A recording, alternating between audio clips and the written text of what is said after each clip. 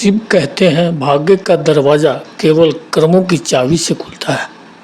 ओम नमः शिवाय। सभी श्रद्धालुओं को मेरा सादर प्रणाम। आज हम भगवान भोलेनाथ की एक अद्भुत शिक्षाप्रद आधारित कथा सुनाएंगे। शिव कहते हैं भाग्य का दरवाज़ा केवल कर्मों की चाबी से खुलता है। आइए इस कहानी का अर्थ हम एक कथा के माध्यम से समझे। एक समय कैलाश पर्वत पर माता पार्वती ने भगवान शिव से प्रश्न किया, स्वामी, संसार में कुछ लोग परिश्रम करते हैं फिर भी उन्हें सफलता नहीं मिलती है और कुछ लोग बिना परिश्रम के विशेष प्रयास के भी सुख सुविधा भोगते हैं, ऐसा क्यों होता है? महादेव ने मंद मुस्कान के साथ बोले, देवी, भाग्य का रहस्य बहुत गहरा है।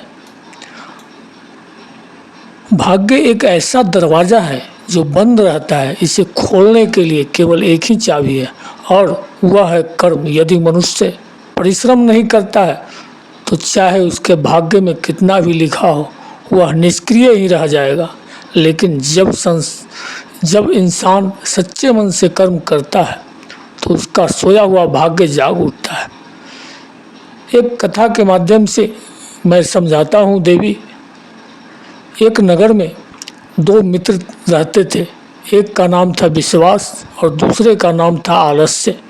दोनों के भाग्य में धन और सफलता लिखी थी, लेकिन आलस्य हमेशा सोचता जब भाग्य में लिखा है तो अपने आप मिलेगा।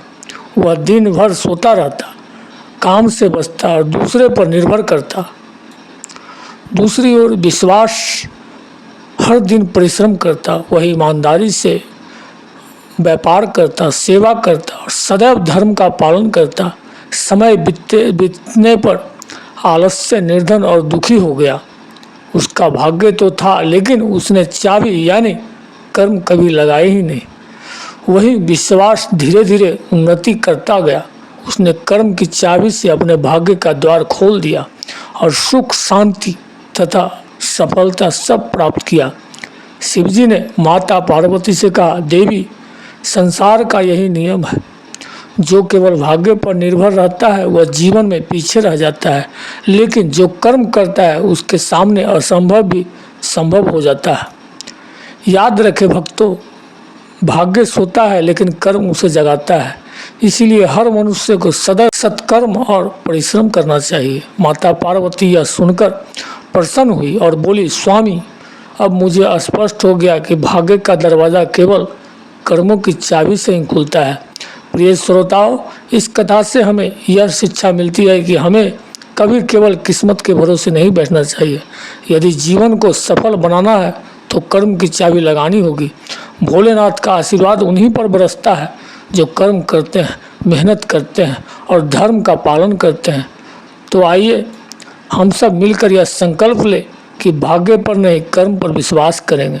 वीडियो को बोलते समय कोई त्रुटि हुआ हो तो मैं क्षमा चाहता हूँ। उम्मीद है आप सभी को वीडियो अच्छी लगी होगी। महादेव के सच्चे भक्त हैं तो चैनल को सब्सक्राइब करके और वीडियो को लाइक करके कमेंट में हर हर महादेव लिख दीजिए।